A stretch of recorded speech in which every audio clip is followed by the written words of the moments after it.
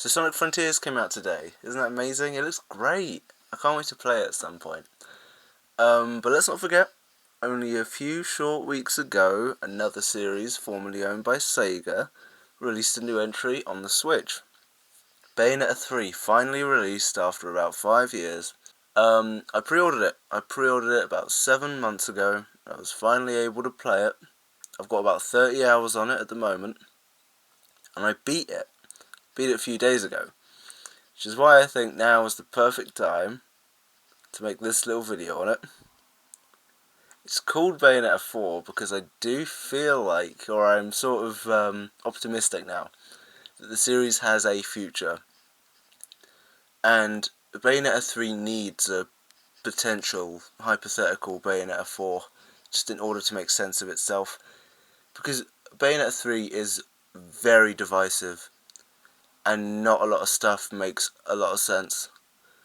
So this video is going to be a little bit all over the place, but I've tried to compile this sort of train of thought into an order that makes sense, but I will be going back and forth a little bit. The smallest elephant in the room, I think, is performance. From a technical standpoint, Bayonetta 3 I found to be absolutely fine on the Switch. I don't have an OLED. I don't have any sort of updated or different Switch. I was just thinking on a regular model it's able to run fine, but not consistently. There were moments, I think there's one in Chapter 2, and one in the Cairo section much later on, where the game just did not know what to do with itself. Already, I'm going to jump a little bit, because something that's absolutely massive in this game is called, what is it, Demon Masquerade, or Slave something, when you can take control of a massive amount of demons and join them with massive amounts of weapons, and the possibilities are endless for what your arsenal is going to be. A lot of people think that because of the sheer amount of different monsters that you can summon and all of the different weapons you can use, something had to give, and we got all of this stuff at the expense of the game not looking and running as well as a lot of people hope it should have. Now, I don't mind, because like I thought, for the massively overwhelming time that I was playing, the game ran fine. Even in the high-paced, massive scale battles, the game was running perfectly fine. And honestly, the scale, this game is just on such a bigger scale than the first two. It managed to outperform them. But obviously, bigger doesn't always mean better, and quantity doesn't always mean that there is quality. Before I talk about anything else, I do want to mention the story, because the game is enjoyable, and I'm going to make it out like I'm not a fan of the game, but I want to make it absolutely clear that I did enjoy this game, and I played it a lot, and I did like it.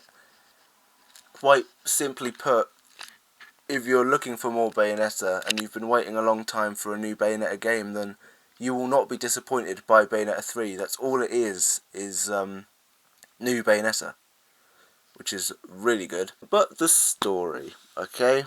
So there is things called homunculi.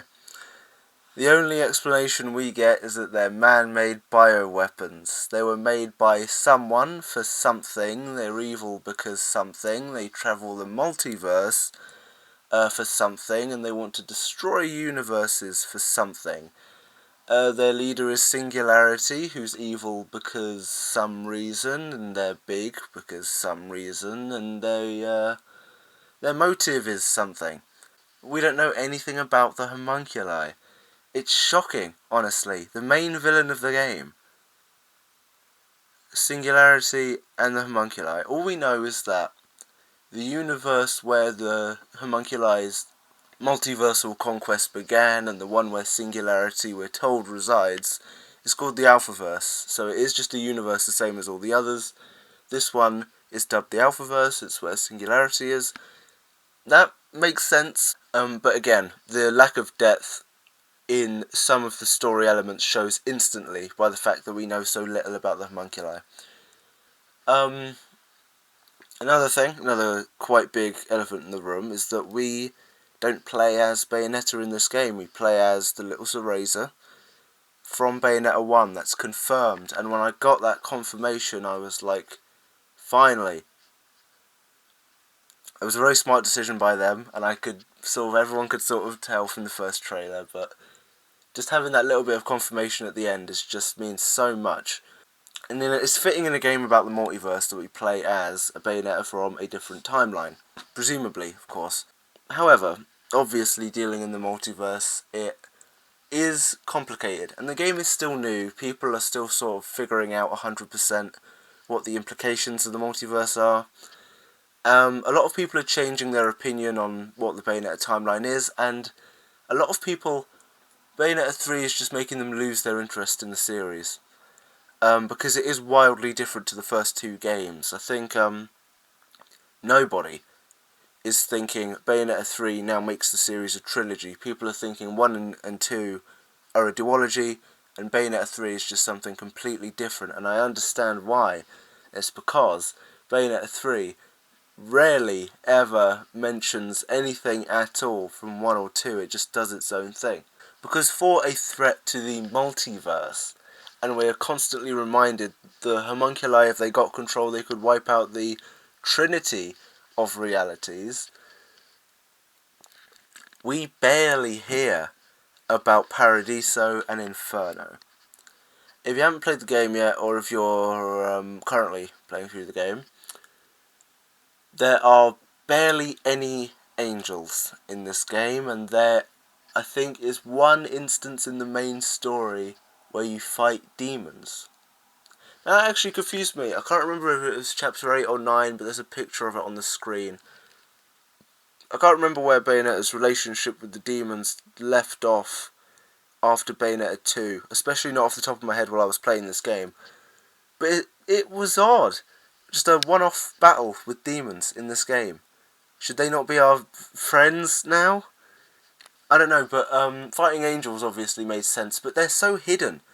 You will not fight angels in this game if you play through it at a sort of fast or even normalish pace. All of the chapters that have angels with them are hidden.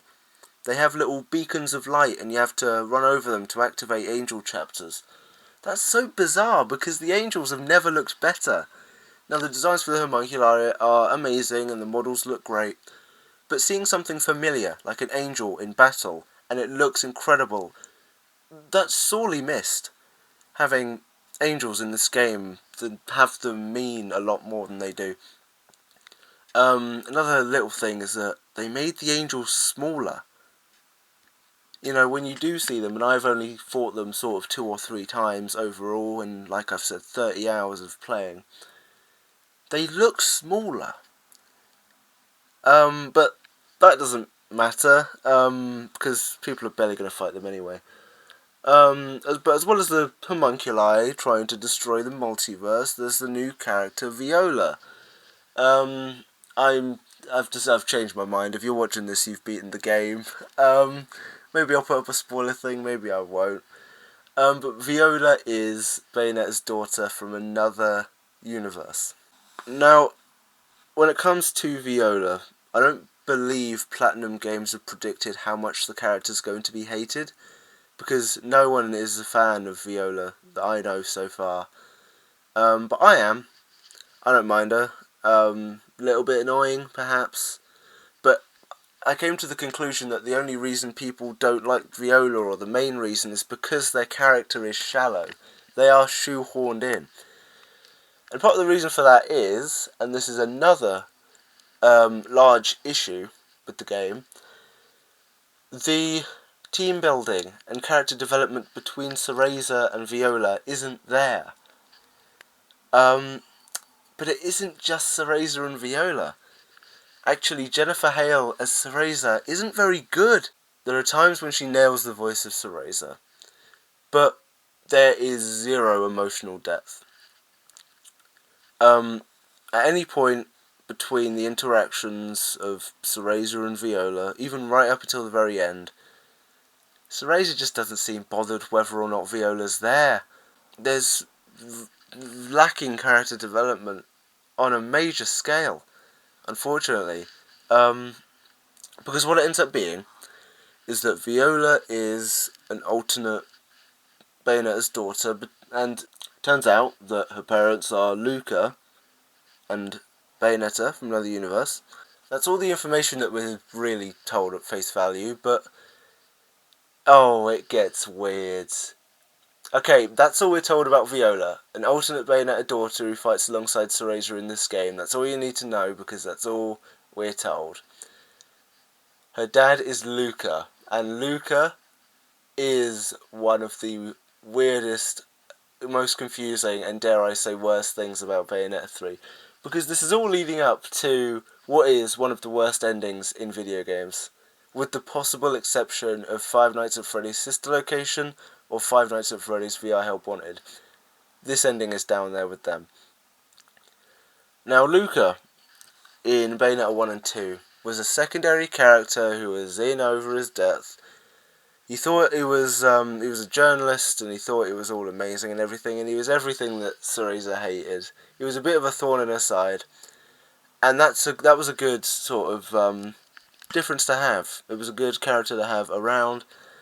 There was also that little hint of a personal connection when Bayonetta murdered Luca's father when they first awoke after 500 years, but it turns out there was a little twist on that. But generally, Luca would encounter and follow Cereza quite a lot on her adventures in the first game. In the second game, their role was slightly reduced. They spend a lot of the game with Loki, I believe, helping them get to Fimbulventer. But you basically understand the image that was built up of Luca was nothing more than a secondary character. Bayonetta 3 throws all of that out the window. It turns out that since youth, Luca has been grappling with voices in his head, and at the time of Bayonetta 3, there's sort of a Jekyll and Hyde thing going on, where Luca is changing between his human form and the Strider, which is a big, homunculi, fairy, werewolf-looking thing, which is incredibly powerful. It kills Viola, but then Viola survives and finds out about her demon powers, because she's an Umbra Witch. And then it kills Cereza, but she survives as well, I can't remember how. And it turns out that Luca has no control over what he does when he's in this form. But it turns out that the reason why Luca can transform into the Strider is because he is controlled by Arc Adam or Dark Adam, which is the energy of his multiversal selves being destroyed by the homunculi, and he isn't able to control it as the Strider until he's blessed by Lucon. That's the actual name, Lucon, who's either the Alphaverse counterpart of Luca or just a very weird, godly-looking person who blesses Luca and then allows him to freely change between himself and the Strider at will. And it's then revealed that in the multiverse, Luca is Arc Adam, and Cereza is Arc Eve Origin. And because when they're told that Viola is their daughter in another universe, at the end, you have an incredibly weird and forced relationship between Cereza and Luca in our universe. It's like, oh, because we have Viola in this other universe, we should be together and be all happy and everything in this universe. But I'm not going to get to the ending yet. But really, it's like, Luca was this weird, smug journalist character. So by creating this super powerful werewolf thing and turning them into this super important multiversal being, it changes everything that we liked about the character. It's impossible to like the character after this, because if you're a fan of Luca, you're no longer a fan of the weird and lovable journalist character from 1 and 2, but now you're a fan of this Arc Adam powerful multiversal being. It's just such a bizarre idea. It's like they didn't have enough characters, so they had to make Luca important. It would have been more fitting for Enzo or Rodan to have been in that position. I want to get a bit more into the story now, because that was Luca's plot thread, and we've spoken about Viola's plot thread, but the main story is that we are travelling the multiverse as Cereza. We have to get to the Alphaverse to stop Singularity and stop the homunculi. Simple enough. And to do that we need 5 Chaos Gears, and the Chaos Gears are in different universes. We can access all of the different universes in a hub world, and I did not expect a hub world of sorts called Thule. That's cool. Thule looks like, sort of Planet Wisp or something. There are a lot of treasures and a lot of different areas to go. I don't have a problem with Thule, but I'm thinking if it's a gateway to the multiverse, is that what the homunculi are using? Why aren't the homunculi at our Thule? Why are the homunculi never present in Thule, in our universe? Because that would make their job a lot easier. I can't remember the answer we were given for how the homunculi can travel the multiverse.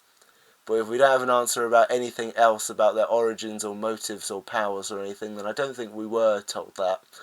Thor would just make their job easier. Now let me see, what was I talking about? Alright, yes, so we go through Thor and we go through different multiverses, and you would be shocked. The variety of universes that the multiverse has to offer include China, and France, and Egypt. And that disappointed a lot of people, because they just thought, oh, these are just parts of Earth, but different universes. I mean, generally, what were you expecting? I don't mind that. Obviously, in all of the universes that we enter to find Chaos Gears, there are alternate Bayonettas.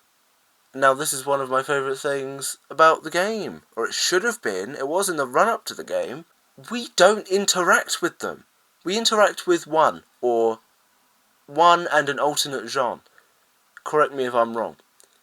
But let's take the first one, for example. You have this weird sort of pop star Bayo.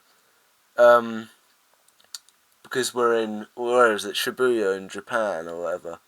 We see them. Now, this is what I was talking about, emotional depth, because Cereza seriously fails here. We aren't shocked when we find an alternate form of ourselves. We don't help them out, and when they die, we don't give a shit. There is nothing showing on Cereza's face. She doesn't care. How? How can you have such little emotion? You've just seen an alternate version of yourself for the first time. You've seen them battle against this, what is it called, Arc Iridescent. And then they die. And there's just nothing showing on your face. And it's never mentioned. I don't think Cereza even tells Viola once, oh, by the way, there are alternate versions of me out there. And then you move on to the China area, and sure enough, we talk to this alternate Bayonetta, but there's no reaction, no shock or anything. The Chinese Bayonetta is a lot of people's favourite. It's certainly the most powerful alternate one in the game. They have a big train, which is always fun. There's a rail section in the China dimension. When you're battling this massive volcano monster and firing cannons on a big train, and for a second it feels like a Bayonetta game. And then you realise that the level before and the level before were filled with weird sort of technical issues, and it isn't always easy to navigate, and you're not exactly told a ton, and it takes a lot of time to discover the right path to go, and then it sort of dampens your whole experience because you're likely doing it in the same gaming session, but I digress. The point I'm getting at is, with all of the separate alternate Bayonettas die, sure, we get the Chaos Gears and we get new demons and weapons off of them, but we are going around the multiverse and killing Bayonettas in the end, is what I found. That's so weird. And there's, again, no emotion when an alternate Bayonetta dies. Cereza just stands there like she's watching paint dry. I don't understand how there can be such little depth.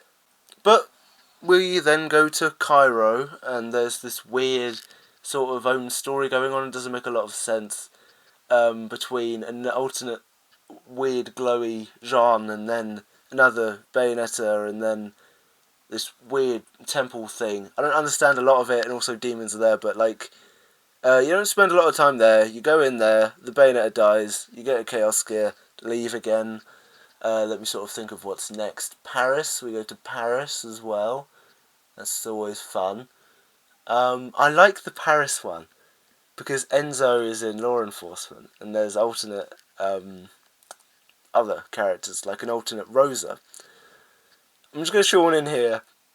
As part of not referencing Bayonetta 1 and 2 hardly at all, Rosa and Boulder are not mentioned once, with the exception of the alternate Rosa, who you chase and then they die. We shoot them, by the way. We're going around, and if your thoughts are Rosa seeing alternate versions of herself die was bad, how do you think she feels when she has to shoot an alternate version of her own mother, Rosa? She does nothing. She stands there for like 2 seconds afterwards. You've just shot Rosa. Oh, in any other game that would be monumental. That would be a selling point. But in this game, it's just nothing. Because Jennifer Hale as Bayonetta shows zero emotion. But if it's some sort of script issue, I don't even think that Helena Taylor could have done it justice. And what she does right after the next line she says after killing Rosa is a quip. And it comes out of nowhere. I mean, that isn't even who Bayonetta is. She makes these weird and seductive lines because that's who her character is. But not after she's killed an alternate version of her mum or in the most unfitting places in China. It just doesn't sound like her. It's like, okay, maybe you should actually concentrate and not be making these stupid remarks that don't suit the character. There's another dimension, but I can't remember which one it was. But as soon as you got the 5 Chaos Gears and everything, I'm going to consider from now the ending of the game. Because as this has been happening concurrently, Jean has been infiltrating the lab of Dr. Sigurd, who has some sort of connection with the Homunculi and who can help us get to the Alphaverse with the power of the Chaos Gears, which is fair enough. Jean's 2D segments. I'm gonna stop here and talk about these levels because these are the worst. Any other part about this game I would hesitate to say is lacking or amazing. But Jean's segments I can definitively say from the start I had zero enjoyment or playing these. And Jean's role overall in the game is big, which is good. Well done, Jean fans. But I'm not sure if it was to do with the controls, or the lack of hearts, or the weird stealth elements. If you do not kill an enemy from the back by pressing X and A, you're buggered. Because they will kill you. Because you have 4 hits, and the checkpoints are generous enough, but I wasn't able to get through a single Jean level in this game without dying at least 8 times.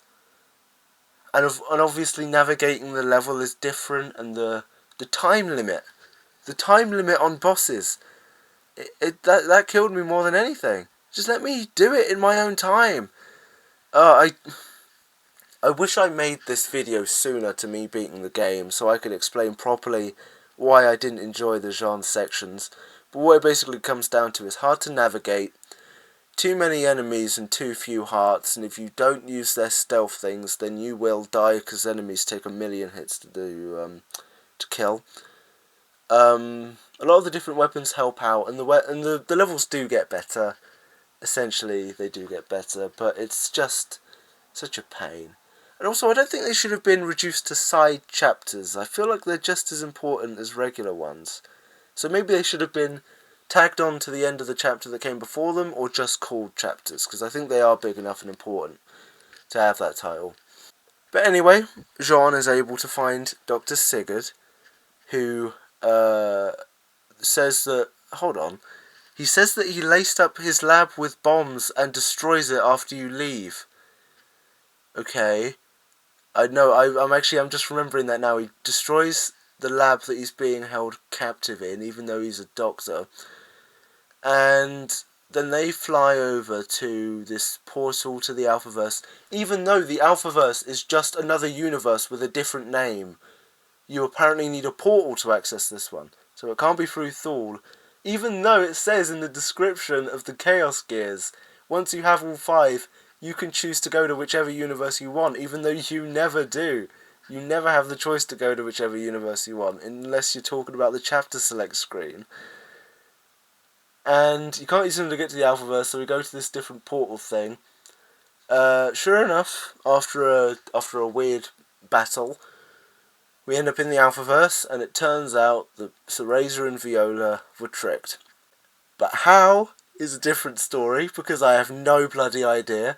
There's an alternate Sigurd in what Viola correctly guesses first time is a homunculi nerve center, and it turns out that an alternate Sigurd is powering the homunculi, and then in our universe, Sigurd, who is now either controlled by Singularity or who is Singularity and who created the homunculi, seals Cereza and Viola in the Alphaverse, which is just a nothing universe. It didn't actually have any importance. And then Sigurd turns around and he kills Jean in our universe and then escapes. He kills Jean. Jean is dead. Forget about her, whatever it was called, Bat Within or whatever, which activates when she is hit. She is dead. That's it. It's the cheapest death, and it's the beginning of the end. But it turns out that, you know, even though they're in front of the homunculi nerve center and they could just cut Sigurd down and cut all power going to the homunculi, they decide to just leave. After another battle with Luca, we find out this is when Luca blesses him and he's able to use his powers.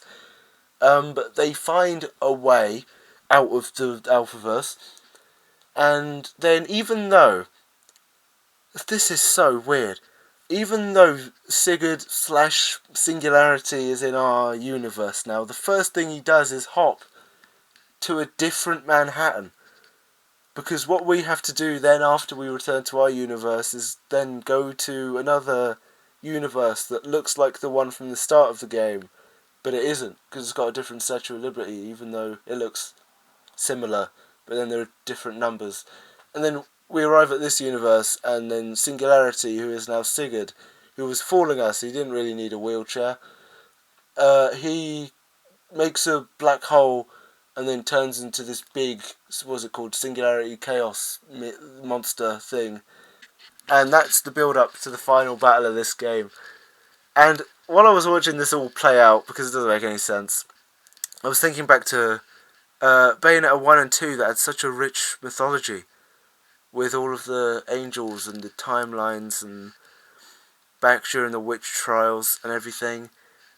And then Bayonetta 3 seems a bit infantile, because already at this point, it doesn't make any sense. I don't understand Sigurd. I don't understand Sigurd's character. Is he evil, or is he taken over by Singularity? Or is the Sigurd in the multiverse good, or Sigurd in the Alphaverse good, and the one in our universe is evil, taken over by, or created Singularity? I don't know. But we never see Sigurd again anyway. They're this big Singularity Chaos thing. So the first phase of Singularity is this Bowser's Inside Story kaiju battle. It's slow, it's, you know, quite stubborn on the controls, but it's easy enough to get through 1 or 2 hits. Then we go to the moon and fight Singularity, Singularity Balance. And you fight it, and then this is confusing. This is really weird and confusing. Then the souls of everyone that Singularity has killed are released. And you have this really epic shot of Bayonetta with all of the different alternate versions of herself that she's encountered during the game, like the China, the Cairo, the Paris versions. And that's cool, but they're all purple and glowy, because obviously they're only soul forms. And then they help to beat Singularity, and then they just disappear. But they aren't returned to their universes, they're still dead. They just came back for a second to help us.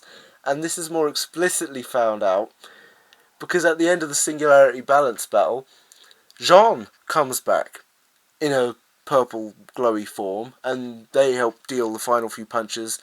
And then there's this really poignant and emotional scene of Cereza being like, Jean, no. And then Jean dies again. Her soul just disappears.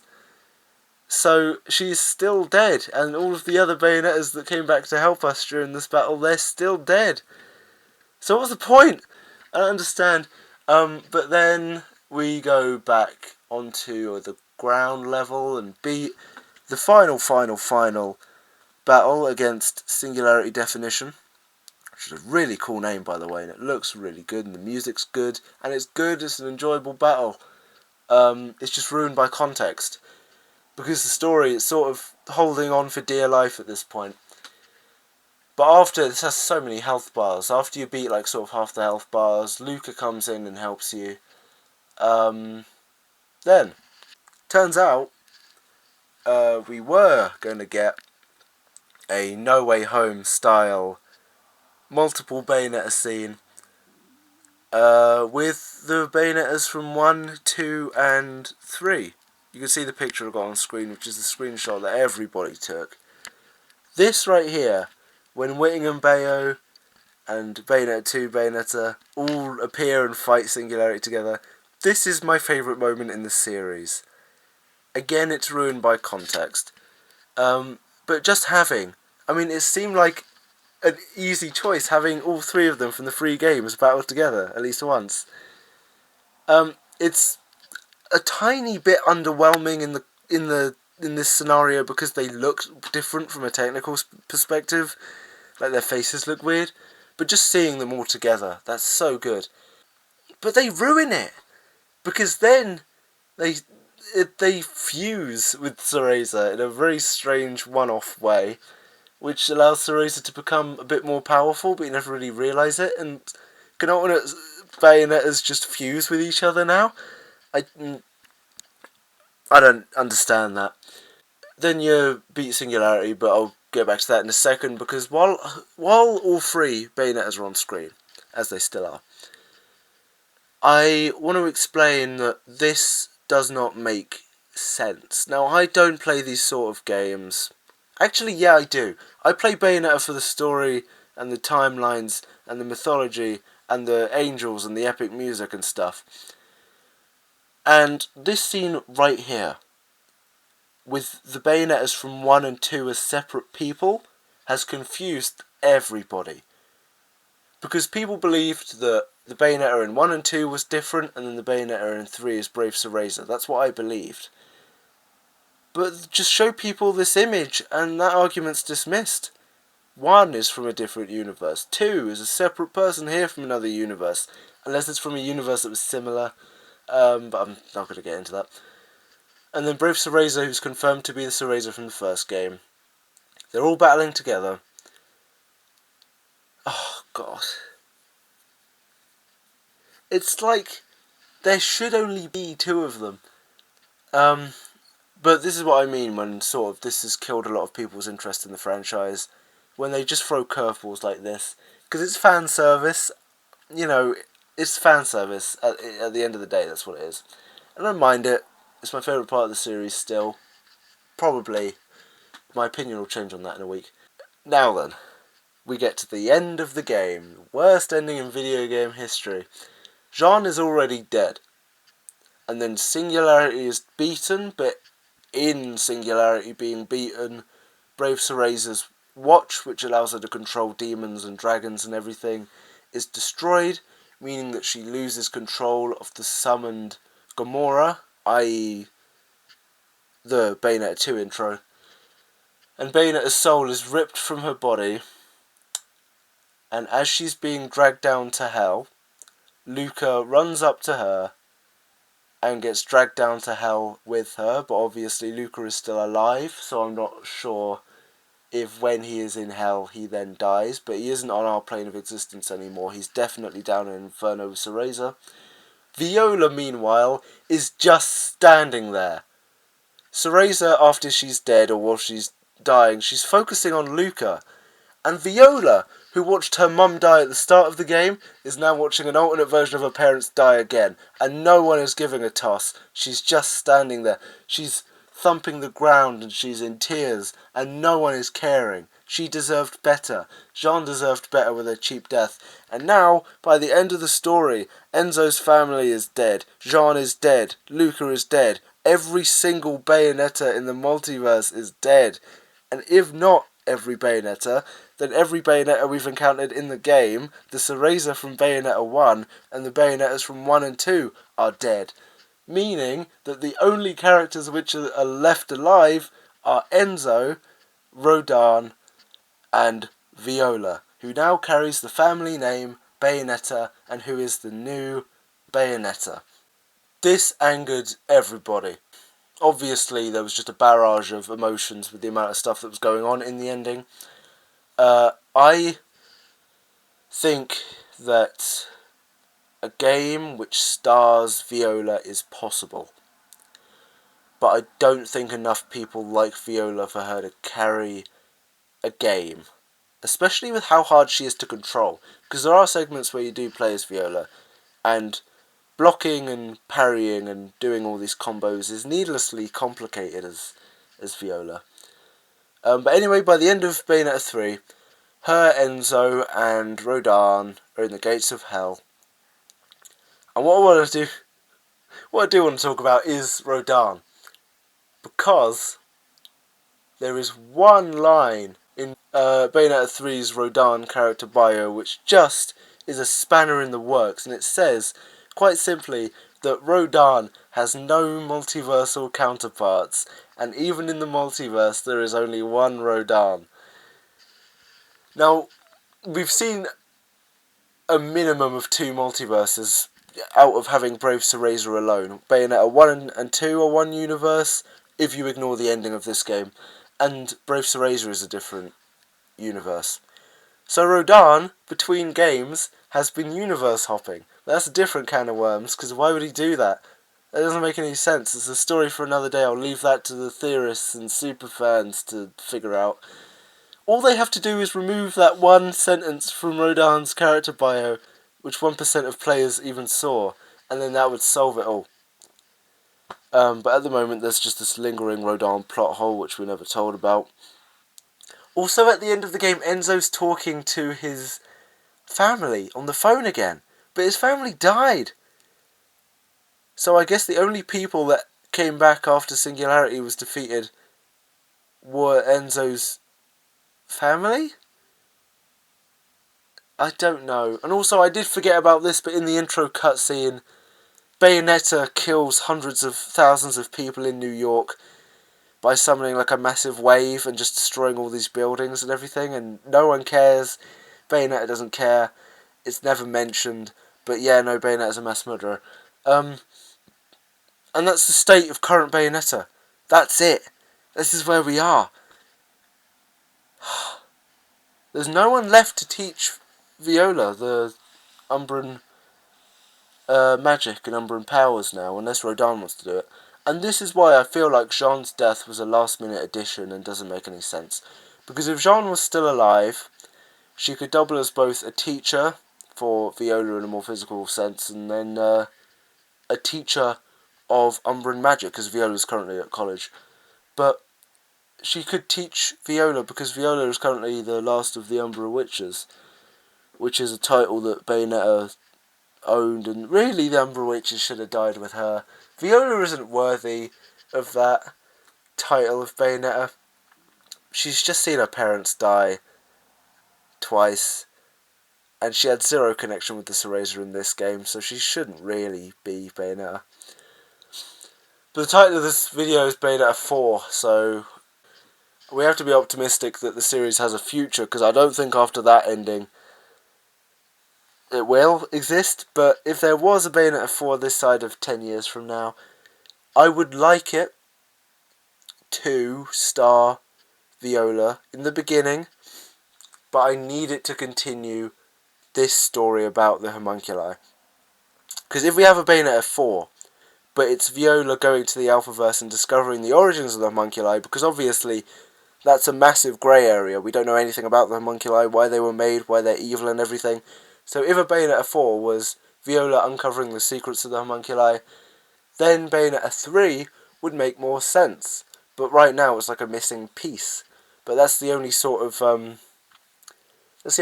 path I can see us taking, is finding out more about the homunculi and continuing this already convoluted, plot hole ridden story plot thread. Because if we just go back to fighting angels and demons as Viola. That won't make any sense. I don't think a lot of the fan base would take that either. But with all of the plot threads and Luca's weird story arc and Cereza dying and Jean dying and Sigurd and the multiverse, all considered, Bayonetta 3 is an amazing game and it's good and the gameplay is good and all the combos and different demons and masquerades and slave arts and I can't remember what it's called, but all of the different moves you can do, it's incredible. The amount of development behind all of that is astronomical. And among all of this, I'm glad that the ratings for the game are good. Obviously, game ratings don't mean a lot to me. But we're getting 8s out of 10s and 80% and 90% on Metacritic and things like that. And it does deserve them, because it's a big action blockbuster. It's probably the action and adventure game of the year on the Switch. It won't reach Game of the Year, unfortunately.